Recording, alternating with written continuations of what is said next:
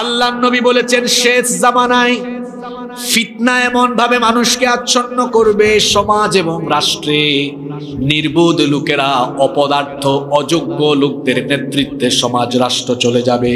বলবেন হুজুর প্রথম পয়েন্টটাই কেন আপনি নেতৃত্ব নিয়ে ধরলেন? কারণ হলো ড্রাইভার ঠিক থাকলে যেমন গাড়ির প্যাসেঞ্জার নিরাপদ থাকে, ঠিক তেমনি ভাবে সমাজ আর রাষ্ট্র পরিচালনার ড্রাইভার হলো নেতৃত্ব।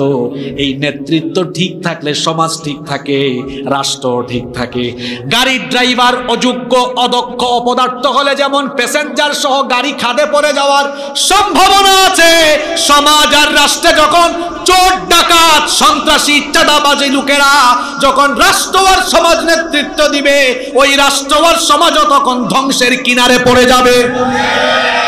এজন্য আল্লাহর নবী বলেছেন শেষ জামানায় এত ফিতনার প্রধান কারণ হবে গোটা সমাজে অপদার্থ অযোগ্য নেতৃত্ব কায়েম হয়ে যাবে।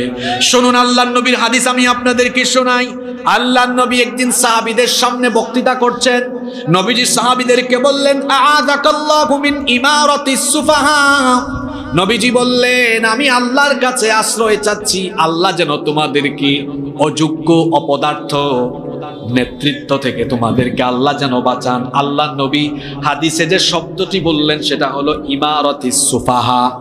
আ'আযাকাল্লাহু মিন ইমারাতিস সুফাহা। নবীজি বললেন ইমারাতিস সুফাহা থেকে আমার উম্মতের জন্য আল্লাহর কাছে আমি আশ্রয় চাই। আল্লাহর রাসূলের সাহাবীরা তখন বললেন ইয়া রাসূলুল্লাহ, একজনও চুপ থাকবেন না, বলেন সাল্লাল্লাহু আলাইহি ওয়াসাল্লাম। ওগো আল্লাহর রাসূল, মা ইমারাতুস সুফাহা, ইমারাতুস সুফাহা কি? আল্লাহর নবী ব্যাখ্যা দিয়ে দিলেন। নবীজি সাহাবীদেরকে বললেন উমারা ইয়াকুনুনা বাদি লা ইয়াদি ওয়া লা ইয়াস্তান্নুনা বিসুন্নতি। অর্থাৎ আমার পরে এমন কিছু লোক আখেরি জামানায় কিয়ামতের আগে আসবে, এই লোকেরা তারা আমার হেদায়াত মোতাবেক, আমার সুন্নাত মোতাবেক তোমাদেরকে পরিচালনা করবে না। সমাজ এবং রাষ্ট্রকে আমার সুন্নাত মতো, আল্লাহর দেওয়া হেদায়াত মতো তারা পরিচালনা করবে না। আল্লাহর দেওয়া নিয়ম কানুন বাদ দিয়ে, রাসূলের দেওয়া তরিকাকে বাদ করে দিয়ে তারা নিজেদের মস্তিষ্ক প্রসূত, বিবেক প্রসূত আইন কানুন দিয়ে তারা তাদের সমাজ এবং রাষ্ট্রকে পরিচালনা করা আরম্ভ করবে।